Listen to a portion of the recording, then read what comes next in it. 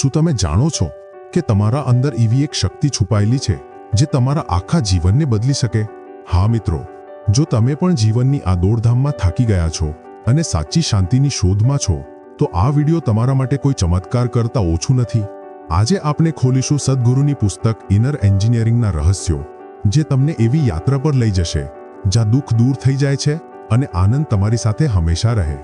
શું તમે આ જાદુઈ સફર માટે તૈયાર છો? તો ચાલો ડૂબીએ આ અમૂલ્ય જ્ઞાનની ઊંડાઈમાં. નમસ્કાર મિત્રો, તમારા પસંદીદા ચેનલ પુસ્તક પરિચય પર આપનું સ્વાગત છે, જ્યાં તમારી પસંદીદા પુસ્તકોનું સાર લઈને આવીએ છીએ સરળ ભાષામાં અને અનોખા અંદાજમાં. આજની ખાસ રજૂઆત છે સદગુરુની પ્રેરણાદાયી પુસ્તક ઇનર એન્જિનિયરિંગ. આ પુસ્તક આંતરિક પરિવર્તન અને જીવનના ઊંડા અર્થને સમજવાનો માર્ગ આપે છે. આ પુસ્તક 2 ભાગોમાં વિભાજિત છે. પહેલો ભાગ આત્મિક દૃષ્ટિકોણ અને સિદ્ધાંતો પર કેન્દ્રિત છે, જ્યારે બીજો ભાગ વ્યવહારો, વિધિઓ અને સૂચનો દ્વારા વાચકોને આંતરિક સંતુલન મેળવવામાં મદદ કરે છે. સદગુરુએ શરીર, મન, ઊર્જા અને આનંદના 4 સ્તંભોને સંતુલિત કરીને વ્યક્તિગત વિકાસ અને આત્મબોધ તરફ આગળ વધવાનો દૃષ્ટિકોણ રજૂ કર્યો છે. તો આપણી સાથે રહો, કારણ કે આપણે તમને લઈ જઈશું આત્મિક જ્ઞાન અને વ્યવહારુ ઉપાયોની આ અદ્ભુત યાત્રા પર. આવો શરૂ કરીએ. ભાગ 1, ધ 4 લેટર વર્ડ. જ્યારે આપણે કોઈ પુસ્તક ખોલીએ છીએ તો આપણી અપેક્ષાઓ હોય છે કંઈક નવું શીખવાની, કંઈક જીવન બદલનારી વાતો જાણવાની અને સૌથી વધુ કોઈ ઊંડા અને સાચા ઉદ્દેશ્ય તરફ આગળ વધવાની. સદગુરુએ ઇનર એન્જિનિયરિંગના આ પહેલા ભાગમાં આ જ ઉદ્દેશ્ય સ્પષ્ટ કર્યો છે, અને તેમણે આ પણ કહ્યું છે કે આ પુસ્તક ના તો કોઈ ધાર્મિક ઉપદેશ છે, ના કોઈ રૂઢિચુસ્ત નિયમોનો સંગ્રહ. આ તો ફક્ત એક માર્ગદર્શક છે જે જીવનની જટિલતાઓને સમજવા અને તમારી આંતરિક શક્તિને ઓળખવાની એક દિશા બતાવે છે. સદગુરુએ ખૂબ સરળતાથી કહ્યું છે કે આપણે બધામાં અસાધારણ શક્તિઓ અને અનગણિત સંભાવનાઓ છે, પણ આપણું વિચારવાનો રીત અને બાહ્ય દુનિયાની મર્યાદાઓ આપણને આ ક્ષમતાઓને ઓળખવાથી રોકે છે. તેઓ આપણને આ પણ કહે છે કે આપણે કોઈ બાહ્ય ઢાંચા કે પરંપરા વિના તમારા અંદરની તાકાતથી તમારું જીવન એક નવા રૂપમાં ઢાળી શકો છો. આ જ છે ઇનર એન્જિનિયરિંગનો અસલી મકસદ, તમારી પોતાની ઊર્જાને ઓળખવી અને તેને સાચી દિશામાં વાળવી. અને સૌથી રસપ્રદ વાત આ છે કે સદગુરુ આ પણ કહે છે કે આ પુસ્તકમાં તમને કોઈ નિશ્ચિત જવાબ નહીં મળે, ના કોઈ સિદ્ધાંત, ના કોઈ પૂર્વ નિર્ધારિત રીત. તેના બદલે તેઓ આપણને આ સમજાવવાનો પ્રયાસ કરે છે કે દરેક વ્યક્તિના અંદર પોતાની યાત્રાને સમજવા અને તે પર ચાલવાની ક્ષમતા છે. આ પુસ્તક તમને ફક્ત આટલું સમજાવે છે કે તમે જે વિચાર્યું છે તે ફક્ત એક મર્યાદિત દૃષ્ટિકોણ છે, અને તમારા અંદર તે કરતાં કેટલીક વધુ મોટી દુનિયા વસેલી છે. સદગુરુએ આ પણ કહ્યું છે કે જો તમે આ પુસ્તકના વિચારોને સાચી રીતે આત્મસાત કરો તો જીવનનો દરેક પાસો આનંદ અને શાંતિથી ભરાઈ શકે. મિત્રો, જો તમને આ સમરી પસંદ આવી રહી હોય તો તમે આપણા ચેનલને સબસ્ક્રાઇબ કરી શકો છો, જેથી તમને આવા અન્ય પણ રસપ્રદ વિડીયો મળતા રહે. અને હા, બેલ આઇકન દબાવવું ના ભૂલો, જેથી તમને આપણી દરેક નવી વિડીયોની જાણકારી તરત જ મળી જાય. જ્યારે હું મારી સંવેદનાને ખોદી. આ અધ્યાયમાં સદગુરુ તેમના જીવનના એવા એક અનુભવને વહેંચે છે જેને સાંભળીને કોઈ પણ આશ્ચર્યચકિત થઈ શકે. આ એક એવો પળ હતો જ્યારે તેમણે તેમના શરીર અને મનની મર્યાદાઓથી પરે એક ઊંડા અને અદ્ભુત અનુભવને અનુભવ્યો. સદગુરુ કહે છે કે જ્યારે તેઓ ચામુંડી પર્વતો પર ધ્યાન કરી રહ્યા હતા ત્યારે એક ક્ષણ આવ્યો જ્યારે તેમણે તેમના શરીરને અનુભવવું બંધ કરી દીધું. હા, તમે સાચું સાંભળ્યું. તેમનું શરીર, તેમનું મન, તેમની માનસિક ઓળખાણ, આ બધું જાણે ગાયબ થઈ ગયું. તેઓ તેમના શારીરિક અસ્તિત્વથી પરે ચાલ્યા ગયા અને એવી એક અવસ્થામાં પહોંચી ગયા જ્યાં તેમને ફક્ત તેમના અસ્તિત્વનો અહેસાસ થયો. આ એક અલૌકિક અનુભવ હતો, જાણે તેમણે તેમના અંદરની ઊર્જા અને બ્રહ્માંડ સાથે એક ઊંડો સંબંધ અનુભવ્યો. આ ઘટના સદગુરુ માટે એક ઊંડા આત્મિક જાગરણનો ક્ષણ હતી. તેમણે અનુભવ્યું કે આપણે જે શરીર અને મનને આપણા અસ્તિત્વનો ભાગ માનીએ છીએ તે ફક્ત એક મર્યાદિત દૃષ્ટિકોણ છે. અસલમાં આપણે એક વિશાળ, અસીમિત અને અજ્ઞાત અસ્તિત્વ તરીકે છીએ, અને આપણું વાસ્તવિક સ્વરૂપ તે કરતાં કેટલીક વધુ છે. આ અનુભવ આપણને આ સમજવામાં મદદ કરે છે કે જ્યારે આપણે આપણી વિચારસરણી અને ઓળખાણથી બહાર જઈએ છીએ તો આપણે અસલી સ્વતંત્રતા અને શાંતિનો અનુભવ કરીએ છીએ. સદગુરુ આ અનુભવને અહંકારના પાર જવાનું કહે છે, અર્થાત જ્યારે આપણે આપણા પોતાના વિચારો, ઈચ્છાઓ અને મર્યાદાઓથી ઉપર ઉઠીને આપણા વાસ્તવિક અસ્તિત્વનો અનુભવ કરીએ છીએ. આ સ્થિતિ તેમને એક નવો દૃષ્ટિકોણ આપે છે, જ્યાં તેઓ સમજાવે છે કે આપણે બધાના અંદર એક અનંત શક્તિ છુપાયેલી છે જેને આપણે આપણા સાચા રૂપમાં ઓળખી શકીએ છીએ. તેમનું કહેવું છે કે અનુભવ ફક્ત એક માનસિક કે શારીરિક પરિવર્તન નહોતું, પણ એક નવી ચેતનાનું જાગરણ હતું. જ્યારે આપણે આપણા અહંકાર અને બાહ્ય દુનિયા સાથે જોડાયેલી વિચારસરણીથી મુક્ત થઈએ છીએ તો આપણે એક નવી ચેતના અને સ્વતંત્રતાના સ્તર પર પહોંચીએ છીએ. આ અનુભવ આપણને કહે છે કે જો આપણે આપણા મર્યાદિત વિચારો અને અહંકારથી બહાર નીકળીએ તો આપણે જીવનને એક નવી રોશનીમાં જોઈ શકીએ છીએ। રાહ આંતરિક તરફ છે। શું તમે ક્યારે વિચાર્યું છે કે આપણે જે બાહ્ય દુનિયામાં સમસ્યાઓ અનુભવીએ છીએ તે વાસ્તવમાં અંદરથી કેમ ઉદ્ભવે છે? સદ્ગુરુ આ અધ્યાયમાં આપણને આ જ સમજાવે છે। જો આપણને જીવનમાં સાચી શાંતિ જોઈએ તો આપણે બહારની દુનિયાને નહીં પણ આપણી આંતરિક દુનિયાને બદલવાની જરૂર છે। રાહ આંતરિક તરફ છે। આ એક ખૂબ ઊંડી વિચારસરણી છે જે આપણી વિચારસરણી અને દૃષ્ટિકોણને પૂરી રીતે બદલી શકે છે। આપણામાંથી મોટાભાગના લોકો આપણી સમસ્યાઓનું કારણ બહારની દુનિયામાં શોધે છે, ક્યારેક અન્યોના વ્યવહારમાં, ક્યારેક પરિસ્થિતિઓમાં, ક્યારેક ઘટનાઓમાં। પણ સદ્ગુરુનું કહેવું છે કે અસલી સમસ્યા બહાર નથી, પણ તે આપણા અંદરના વિચારો, ભાવનાઓ અને પ્રતિક્રિયાઓથી ઉદ્ભવે છે। જ્યાં જ્યાં આપણે આપણી આંતરિક દુનિયાને સમજવાનું શરૂ કરીએ છીએ ત્યાં આપણે જોઈએ છીએ કે આપણા અનુભવો આપણા જ વિચારોનું પરિણામ હોય છે। સદ્ગુરુ એક રસપ્રદ ઉદાહરણ આપે છે। માની લો તમે એક રૂમમાં ઊભા છો અને બહાર ભારે વરસાદ પડી રહ્યો છે। જો તમે ખીરી ખોલો તો વરસાદનું પાણી રૂમમાં આવી જશે, પણ જો તમે ખીરી બંધ રાખો તો વરસાદ બહાર રહેશે અને તમે આરામથી અંદર સુરક્ષિત રહેશો। આ જ સ્થિતિ આપણી માનસિક સ્થિતિની છે। બાહ્ય ઘટનાઓ જેવી તે વરસાદ આપણા અંદર પ્રવેશે છે જ્યારે આપણે તેને સ્વીકારીએ છીએ। જો આપણે આપણી અંદરની ખીરીઓ બંધ રાખીએ તો આપણે શાંતિ અને સંતુલન જાળવી શકીએ છીએ। આથી સ્પષ્ટ થાય છે કે બાહ્ય દુનિયાને બદલવાને બદલે આપણે આપણી વિચારસરણીને બદલવા પર ધ્યાન કેન્દ્રિત કરવું જોઈએ। જ્યારે આપણે આપણી માનસિક સ્થિતિને સમજવાનું અને નિયંત્રિત કરવા લાગીએ છીએ ત્યારે જીવન પોતે જ સરળ અને સુખમય બની જાય છે। સદ્ગુરુ આપણને આ શીખવે છે કે બાહ્ય ઘટનાઓ ફક્ત આપણા અંદરના વિચારો અને માનસિકતાનું પ્રતિબિંબ હોય છે। જો આપણે અંદરથી શાંતિ અનુભવીએ છીએ તો બહારની દુનિયા પણ આપણને તે જ શાંતિ બતાવશે। આપણે સમજવું જોઈએ કે આપણી આંતરિક પ્રતિક્રિયાઓ જ બાહ્ય પરિસ્થિતિઓને અસર કરે છે। તેથી જ્યાં જ્યાં આપણે આપણી વિચારસરણી અને દૃષ્ટિકોણને બદલીએ છીએ ત્યાં આપણને બાહ્ય દુનિયામાં પણ બદલાવ દેખાવા લાગે છે। તો આગલી વખતે જ્યારે તમને લાગે કે દુનિયા તમારા વિરુદ્ધ છે તો એક પગલું પાછું હટો અને જુઓ કે તમારી માનસિક સ્થિતિ શું કહે છે। જ્યારે તમે અંદરથી મજબૂત અને શાંત હશો ત્યારે બાહ્ય દુનિયાની કોઈ પણ સમસ્યા તમને સ્પર્શી નહીં શકે। આપની નિયતિ ડિઝાઇન કરો। સદ્ગુરુ કહે છે કે આપણે હંમેશા આપણી પરિસ્થિતિઓને બાહ્ય દુનિયા કે અન્યો પર દોષ આપીને સમજીએ છીએ, પણ અસલમાં દરેક વસ્તુનું કારણ આપણી વિચારસરણી અને આપણી પ્રતિક્રિયાઓમાં છુપાયેલું હોય છે। વિચારો, તમે એક કલાકાર છો અને તમારું જીવન એક કેનવસ જેવું છે। હવે આ કેનવસ તમારા વિચારો અને કાર્યોથી રંગાય છે। જો તમે સકારાત્મક વિચારોથી તેને રંગો તો તમારું જીવન સુંદર અને સંતુલિત બનશે। જો તમે નકારાત્મક વિચારોથી તેને રંગો તો તસવીર પણ તેવી જ બને। સદ્ગુરુ આપણને આ શીખવે છે કે આપણે આપણું જીવન જેવું ઈચ્છો તેવું ડિઝાઇન કરી શકીએ છીએ, ફક્ત આપણે આપણા અંદરની શક્તિને ઓળખવાની જરૂર છે। જ્યારે આપણે આપણી વિચારસરણી અને કાર્યોને સાચી દિશામાં વાળીએ છીએ ત્યારે આપણે આપણા જીવનની ધારાને બદલી શકીએ છીએ। આ સાચું છે કે આપણા આસપાસની દુનિયાનો અસર આપણા જીવન પર પડે છે, પણ તેના કરતાં વધુ આપણા અંદરની શક્તિ છે જે આપણી નિયતિ નક્કી કરે છે। જેવું કે જ્યારે તમે કોઈ ધારામાં હોય તો તમે પોતાને વહેતા નથી દેખતા, પણ તમે પોતાને દિશા આપો છો। ઠીક તેવું જ આપણા જીવનમાં પણ તમે જ તે દિશા નક્કી કરો છો। સદ્ગુરુનું કહેવું છે કે જ્યારે આપણે પોતાને સંપૂર્ણ રીતે કોઈ વસ્તુમાં સમર્પિત કરી દઈએ અને તે કરવાનો દૃઢ સંકલ્પ લઈએ ત્યારે આપણને જીવનની દરેક જટિલતાને પાર કરવાની શક્તિ મળી જાય છે। આખું બ્રહ્માંડ આપણી મદદ કરવા માટે તૈયાર થઈ જાય છે। આ ફક્ત આપણી મહેનત અને વિશ્વાસનો પ્રશ્ન નથી, પણ આપણા અંદરની જાગૃતતા અને આત્મવિશ્વાસનું રમત છે। તેમનું ઉદાહરણ ખૂબ રસપ્રદ છે। જેવું કે જ્યારે કલાકાર પોતાની ખુશીથી એક ચિત્ર બનાવે છે તેવું જ આપણે આપણી વિચારસરણી અને નિર્ણયોથી આપણું જીવન આકાર આપીએ છીએ। જો આપણે પોતાને સંપૂર્ણ રીતે આપણા સ્વપ્નો અને લક્ષ્યમાં સમર્પિત કરીએ તો આપણે જોઈશું કે આપણી આખી દુનિયા ધીરે ધીરે તે જ દિશામાં વળવા લાગે છે। સદ્ગુરુ આપણને આ સમજાવે છે કે આપણે ક્યારે પણ આપણા વર્તમાન હાલાતને સ્થાયી ના માનીને પોતાના પર વિશ્વાસ રાખવો જોઈએ અને તે દિશામાં પગલું વધારવું જોઈએ જે આપણને જોઈએ। જ્યાં જ્યાં આપણે આપણી વિચારસરણીને બદલીએ છીએ ત્યાં આપણી આખી જીવન બદલાવા લાગે છે। કોઈ મર્યાદા નહીં, કોઈ બોજ નહીં। વિચારો, જો તમારા જીવનમાં કોઈ મર્યાદા ના હોય, કોઈ બોજ ના હોય તો તમારું જીવન કેવું થાય? સદ્ગુરુ આ અધ્યાયમાં આ જ વિચારસરણી આપણા સમક્ષ મૂકે છે અને આપણને કહે છે કે આપણે આપણી વિચારસરણી અને માનસિકતાથી પોતાની જ આપણા જીવનને મર્યાદિત કરી લઈએ છીએ। અસલમાં આપણા જીવનનો દરેક બોજ ફક્ત આપણા જ માનસિક બંધનોનું પરિણામ છે। સદ્ગુરુનું કહેવું છે કે આપણે આપણા શરીર, આપણી વિચારસરણી અને આપણી ઓળખને કેટલીક નિશ્ચિત મર્યાદાઓમાં બાંધીને પોતાને કેદ કરી લઈએ છીએ, પણ જ્યારે આપણે આ મર્યાદાઓથી બહાર નીકળીએ છીએ ત્યારે આપણે સમજીએ છીએ કે જીવન કેટલું વધુ વિશાળ અને મુક્ત છે। જેવું કે એક બાગમાં જો બાજુની દિવાલ લગાવી હોય તો આપણે વિચારીએ છીએ કે બાગની મર્યાદા આ જ છે, પણ જો આપણે દિવાલ પાર કરીએ તો આપણે જાણીએ છીએ કે બાગ કેટલોક વધુ ફેલાયેલો છે અને તેનો કોઈ અંત નથી। ઠીક તેવું જ આપણી આંતરિક દુનિયા પણ મર્યાદાઓથી પરે છે।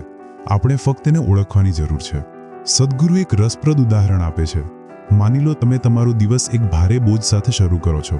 કેટલીક સંબંધોની ચિંતા, કેટલીક કામનું દબાણ, કેટલાક માનસિક સ્ટ્રેસ, અને તમે વિચારો છો કે આ બધું તમારી સાથે હંમેશા રહેશે.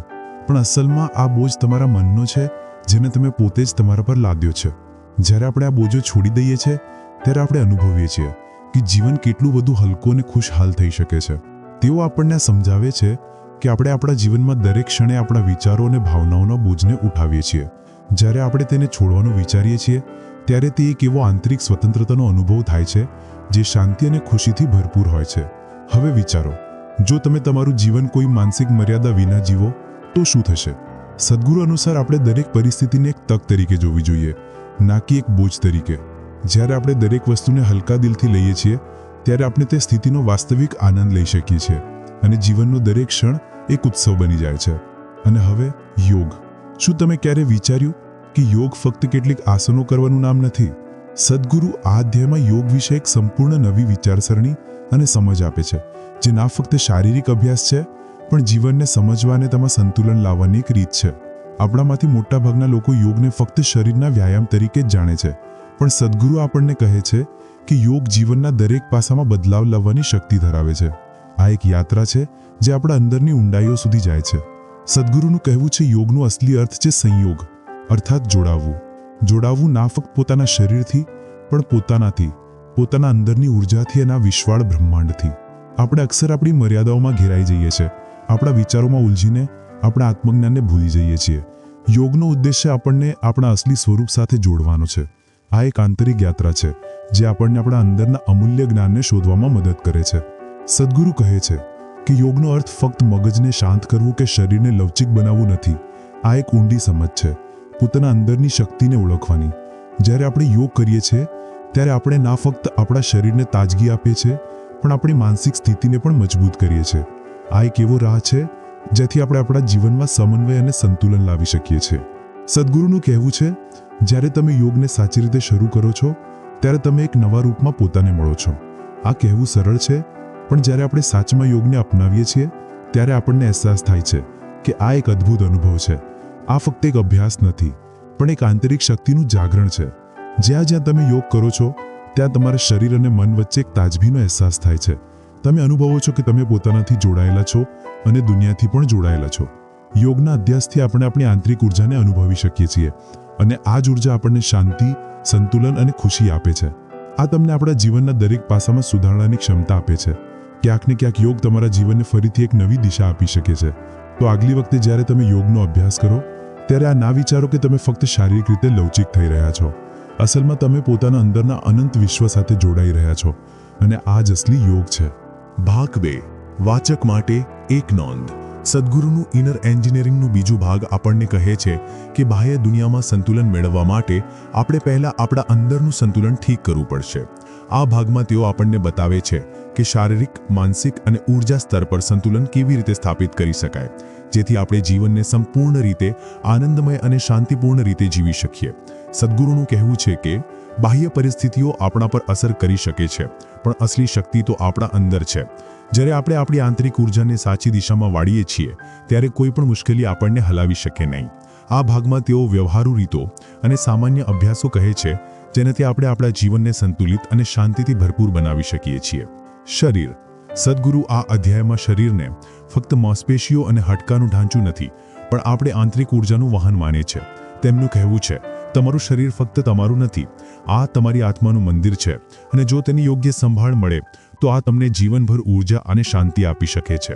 આપણે અક્સર વિચારીએ છીએ કે શારીરિક આરોગ્યનો અર્થ ફક્ત વજન ઘટાડવું કે મસલ્સ બનાવવું છે, પણ સદ્ગુરુ આપણને કહે છે કે અસલી શારીરિક આરોગ્ય ત્યાર થાય છે જ્યારે શરીર, મન અને ઉર્જા એકસાથે સાચી રીતે કામ કરે. જ્યારે આપણું શરીર સ્વસ્થ હોય છે ત્યારે આપણે માનસિક રીતે પણ તાજગી અનુભવીએ છીએ. ઉદાહરણ તરીકે, તમે ભાગ્યે જ જોશો કે કોઈ વ્યક્તિ જે શારીરિક રીતે સક્રિય છે તે ઉદાસ કે આળસી અનુભવે. કેમ? કારણ કે શારીરિક પ્રવૃત્તિથી તમારા શરીરમાં એવી ઉર્જાનો પ્રવાહ થાય છે જે તમારા મગજને પણ ઉર્જાવાન અને ખુશ રાખે છે. યોગ દ્વારા આપણે આપણા શરીરને એવી રીતે તાલીમ આપીએ છીએ કે દરેક અંગમાં ઉર્જાનો પ્રવાહ વધુ સારો થઈ શકે. શરીરના અંદરના અંગો જેવા હૃદય, મગજ અને ઊર્જાના કેન્દ્રો ચક્ર જ્યારે સાચી રીતે કામ કરે છે ત્યારે આપણે ના ફક્ત શારીરિક રીતે ફિટ રહીએ છીએ પણ માનસિક રીતે પણ શાંતિ અને સંતુલન અનુભવીએ છીએ. કલ્પના કરો કે જ્યારે તમે યોગ, પ્રાણાયામ કે ધ્યાન કરો છો ત્યારે તમારા શરીરના અંદર એક અદૃશ્ય શક્તિનો સંચાર થાય છે. આ શક્તિ ના ફક્ત તમારા શરીરને તાજગી આપે છે પણ તમારા મનને પણ શાંતિ અને ફોકસથી ભરી દે છે. જ્યારે શરીરમાં સંતુલન હોય છે ત્યારે મનમાં પણ સંતુલન આવે છે અને ઊર્જા પણ સાચી દિશામાં વહેવા લાગે છે. મન. સદ્ગુરુ આ અધ્યાયમાં મનને આપણા જીવનનું સૌથી શક્તિશાળી સાધન માને છે. તેઓ કહે છે, તમારું મન ત્યાર જ શાંત અને સ્પષ્ટ થાય છે જ્યારે તમે તેને નિયંત્રિત કરવાનું શીખો છો. તેઓ આ સમજાવે છે કે માનસિક સ્પષ્ટતા અને ધ્યાન કેન્દ્રિત કરવા માટે આપણે આપણા વિચારોને નિયંત્રિત કરવાની જરૂર છે. જો આપણે આપણા વિચારોને એક દિશામાં ચેનલાઇઝ કરી શકીએ તો આપણે ન ફક્ત માનસિક શાંતિ મેળવી શકીએ પણ આપણા ઉદ્દેશ્યને પણ સ્પષ્ટ રીતે જોઈ શકીએ. હવે પ્રશ્ન એ થાય છે, મનને કેવી રીતે નિયંત્રિત કરવું? સદ્ગુરુ આ પ્રશ્નનો જવાબ આપે છે ને તે રીત છે ધ્યાન. ધ્યાન એટલે કે મેડિટેશનને તેઓ મનને શાંત કરવાનું અને કેન્દ્રિત કરવાનું સૌથી અસરકારક માધ્યમ માને છે. જ્યારે આપણે ધ્યાન કરીએ છીએ ત્યારે આપણે આપણા વિચારોને એક જગ્યાએ લાવીએ છીએ અને શરીર તથા મન વચ્ચે સમન્વય સ્થાપિત કરીએ છીએ. માની લો તમે લગાતાર વિચારી રહ્યા છો કે જો આ ન થયું તો શું થશે, કે જો તે ન થયું તો શું થશે. આ સતત ચિંતા તમારું ધ્યાન ભટકાવી દે છે. ધ્યાન કરવાથી તમારું મન શાંત થઈ જાય છે અને તમે તે જગ્યાએ પાછા આવો છો જ્યાં તમે વર્તમાનમાં છો, અહીં અને અત્યારે. આ માનસિક સ્પષ્ટતાને વધારે છે અને આપણને આપણા જીવનયાત્રા પર ફોકસ કરવામાં મદદ કરે છે. સદ્ગુરુએ ધ્યાન અને પ્રાણાયામને માનસિક સ્પષ્ટતા મેળવવાના સૌથી સારા ઉપાય તરીકે કહ્યું છે. જ્યારે તમે ધ્યાન કરો છો ત્યારે ના ફક્ત તમારું મન શાંત થાય છે પણ તમારું શરીર પણ ઊર્જાથી ભરાઈ જાય છે. જીવ તમે અભ્યાસ કરો છો તેવું તમારી માનસિકતા પણ શુદ્ધ થતી જાય છે અને તમે જીવનના દરેક પાસામાં વધુ સંતુલિત, સ્પષ્ટ અને કેન્દ્રિત અનુભવો છો. ઊર્જા. સદ્ગુરુ અનુસાર આપણે જીવન શક્તિ અને ઊર્જા આપણા અસ્તિત્વનો મૂળ આધાર છે. તેઓ કહે છે કે દરેક વ્યક્તિના અંદર એક અદૃશ્ય પણ શક્તિશાળી ઊર્જા વહે છે જેને આપણે પ્રાણ કહીએ છીએ. આ ઊર્જા ના ફક્ત આપણા શરીરને સક્રિય કરે છે પણ આપણા વિચારો, ભાવનાઓ અને કાર્યોને પણ અસર કરે છે. જ્યારે આપણે આપણી ઊર્જાને સાચી દિશામાં અને સંતુલિત રૂપે વ્યવસ્થાપિત કરીએ છીએ ત્યારે આપણે જીવનમાં ઉત્સાહ, આનંદ અને સફળતાનો અનુભવ કરીએ છીએ. સદ્ગુરુ આપણને સમજાવે છે કે ઊર્જાનું વ્યવસ્થાપન ફક્ત શારીરિક નથી પણ માનસિક અને આંતરિક સ્તર પર પણ મહત્વપૂર્ણ છે. આપણા શરીરમાં જેવું રક્ત અને ઓક્સિજનનું પ્રવાહ થાય છે તેવું જ ઊર્જાનું પ્રવાહ પણ થાય છે. જ્યારે આ ઊર્જા સ્વતંત્ર રીતે વહે છે ત્યારે આપણે શારીરિક અને માનસિક રીતે સ્વસ્થ રહીએ છીએ. પણ જ્યારે આ ઊર્જા અવરુદ્ધ થઈ જાય છે કે કોઈ ખોટી દિશામાં વહેવા લાગે છે ત્યારે આપણે થાક, સ્ટ્રેસ અને અસંતુલનનો સામનો કરીએ છીએ. હવે પ્રશ્ન આ થાય છે કે આપણે આપણી ઊર્જાને કેવી રીતે વ્યવસ્થાપિત કરવી? સદ્ગુરુ કહે છે કે સૌથી અસરકારક રીત છે ધ્યાન, યોગ અને પ્રાણાયામ. આ પ્રાચીન વિધિઓ ના ફક્ત શારીરિક રીતે આપણને સ્વસ્થ રાખે છે પણ આપણી આંતરિક ઊર્જાને પણ સંતુલિત કરે છે. જ્યારે આપણે નિયમિત રીતે ધ્યાન અને યોગનો અભ્યાસ કરીએ છીએ ત્યારે આપણે આપણી ઊર્જાના પ્રવાહને નિયંત્રિત કરી શકીએ છીએ જેનાથી આપણું માનસિક અને શારીરિક આરોગ્ય વધુ સારું થાય છે. સદ્ગુરુ કહે છે જો તમે તમારી ઊર્જાને નિયંત્રિત કરી લો તો જીવનના દરેક પાસામાં તમે સફળતા, સંતુલન અને શાંતિ અનુભવશો. ઊર્જાને સાચી દિશામાં લગાવવાથી ના ફક્ત આપણી કાર્યક્ષમતા વધે છે પણ આપણે પોતાના અંદર એક અસીમિત શક્તિનો અનુભવ કરવા લાગીએ છીએ.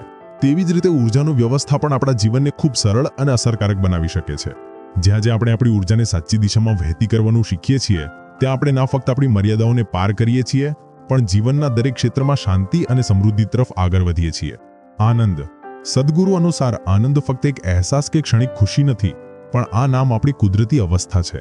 તેઓ માને છે કે દરેક માણસનો જન્મ આનંદથી થાય છે પણ જીવનની દોડધામ, માનસિક સ્ટ્રેસ અને બાહ્ય પરિસ્થિતિઓ આપણને આ કુદરતી આનંદથી દૂર કરી દે છે.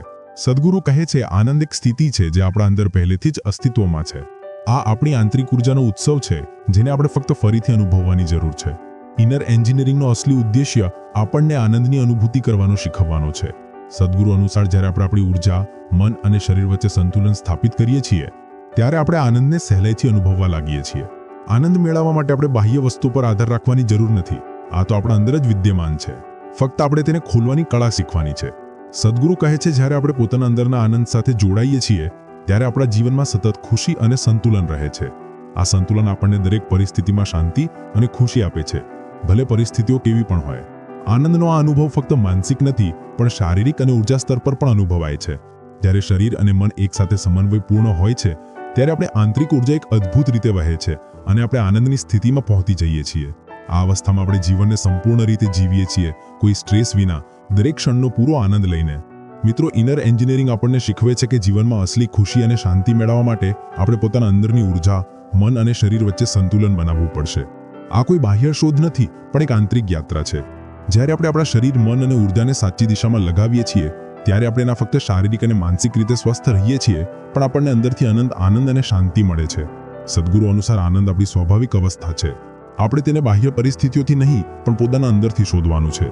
જ્યારે આપણે આ સંતુલનને હાંસિલ કરી લઈએ છીએ, ત્યારે જીવન ના ફક્ત સરળ પણ અત્યંત સુંદર અને સંતોષદાયક બની જાય છે. મિત્રો, આ બુક રિવ્યુને અંત સુધી જોવા માટે તમારો ખૂબ ખૂબ આભાર. હવે તમારે 3 વસ્તુઓ કરવાની છે. સૌથી પહેલા, આ ચેનલને સબસ્ક્રાઇબ ના કરી હોય તો કરી લો, કારણ કે જેટલા વધુ તમે સબસ્ક્રાઇબ કરશો એટલા જ વધુ સારા અને મૂલ્યવાન વિડીયો અમે તમારા માટે લાવી શકીશું. નંબર 2, કોમેન્ટ્સમાં મને જણાવો કે આ બુક રિવ્યુમાં તમને શું સારું લાગ્યું અને શું ખરાબ લાગ્યું, જેથી અમે તે ભૂલોને પુનરાવર્તિત ના કરીએ. અને તમે બીજી કઈ બુક્સના વિડીયો જોવા માંગો છો એ જણાવો, જેથી અમે તે વિડીયો લાવીએ અને તમને વધુમાં વધુ મૂલ્ય આપી શકીએ. અને નંબર 3, આ બુક વિડીયોને કોઈક વ્યક્તિ સાથે જરૂરથી શેર કરો, કારણ કે તમારા એક શેરથી કોઈનું જીવન બદલી શકે છે. ટૂંક સમયમાં વધુ સારા વિડીયો સાથે પાછા આવીશું. Thank you so much.